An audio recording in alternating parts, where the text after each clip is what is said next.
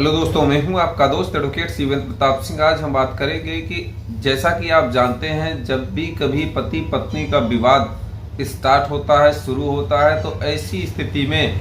पत्नी दुनिया भर के केस पति या पति के परिवारीजनों पर, रिश्तेदारों पर लगा देती है, जो कि ये सरासर गलत भी है। देखिए, जब भी कभी पति और पत्नी का विवाद होता है तो घरेलू हिंसा का वाद, 125 का वाद, 498 ए की FIR, इन सब केसों के साथ साथ पति सेक्शन 9 का मुकदमा करता है। तो इस तरह से जो पैकेज है औरतों का, पत्नी का जो पैकेज है 3 केस 4 केस का, वो पति और पति के परिवारीजनों पर लगा दिया जाता है। तो आज का यह विषय हमारा है कि घरेलू हिंसा का केस कैसे खत्म किया जाए, या फिर घरेलू हिंसा अगर आप पे हो गया है तो दमदार कोई ऑर्डर चाहिए, जजमेंट चाहिए, तो उसके बारे में भी बात करेंगे। देखिए, आज एक माननीय सर्वोच्च न्यायालय के एक आदेश का भी जिक्र होगा इस वीडियो में, जिसमें क्या कहा गया और उस मेंटेनेंस यानी कि घरेलू हिंसा के वाद को क्यों खारिज कर दिया गया, इसके बारे में भी बात करेंगे। ये ऑर्डर है, आपको बताते चले कि 28/1/2019 का ये ऑर्डर है, जिसमें बिना किसी घरेलू हिंसा की घटना घटित होने के कारण माननीय सर्वोच्च न्यायालय ने ये कहा कि अगर घरेलू हिंसा की घटना कहीं घटित नहीं हुई, या यूं कहें कि घरेलू हिंसा का कोई भी दिख नहीं रहा है कि सबूत प्रमाण उसका कि घरेलू हिंसा जैसी बात पत्नी के साथ हुई है या नहीं हुई है, तो केस को खारिज कर देना चाहिए। ध्यान रखें कि घरेलू हिंसा हो या ना हो, आजकल घरेलू हिंसा का वाद जो होता है वो मोटी रकम लेने के लिए होता है, परेशान करने के लिए होता है, समझौता करने के लिए, पैसा लेने के लिए, इन सब चीजों के कारण वो दुनिया भर के मुकदमे पत्नी कर रही है। तो पहले समझते हैं ये केस की फैक्ट क्या था, इस केस में कहा गया था। देखिए, परिवार के सभी लोगों पर घरेलू हिंसा का वाद पत्नी द्वारा किया जाता है, जो कि जब मजिस्ट्रेट के यहाँ ये घरेलू हिंसा का मुकदमा किया जाता है तो मजिस्ट्रेट कोर्ट के द्वारा उसके घरेलू हिंसा के मुकदमे को खारिज कर दिया जाता है, वाद को खारिज कर दिया जाता है, ये कहते हुए कि इसमें घरेलू हिंसा जैसी घटना कहीं भी नहीं दिख रही है, कोई उसका सबूत नहीं, कोई उसका एविडेंस नहीं है, मजिस्ट्रेट लिहाजा वाद को खारिज कर देता है। पत्नी डिस्ट्रिक्ट जज के यहाँ यानी कि सेशन कोर्ट, जिला न्यायालय के पास जाती है। धारा 29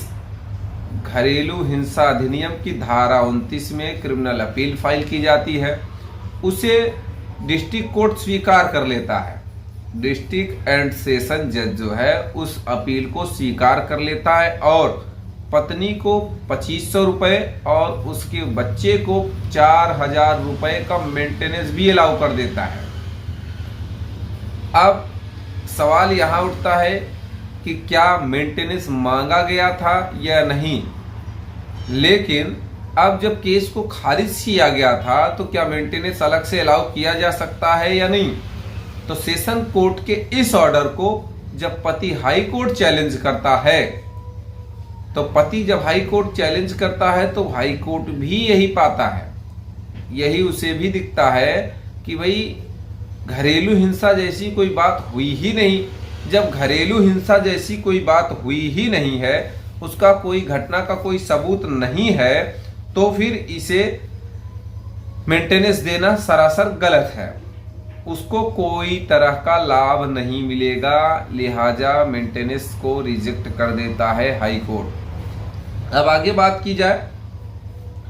तो ये पत्नी द्वारा सुप्रीम कोर्ट में उस ऑर्डर को, उस हाई कोर्ट के ऑर्डर को चैलेंज किया जाता है। SLP नंबर 2600 एंड 2601/2016, ये 2016 की SLP है। ऐसे दोनों SLP को सुना जाता है माननीय सर्वोच्च न्यायालय द्वारा,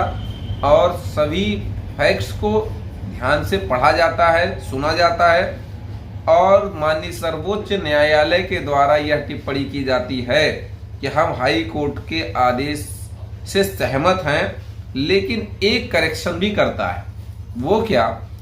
कि देखिए, अगर घटना हुई है या नहीं हुई है ये तो सही है कि अगर घटना नहीं हुई है तो किसी प्रकार का कोई भी लाभ पत्नी को नहीं मिलना चाहिए,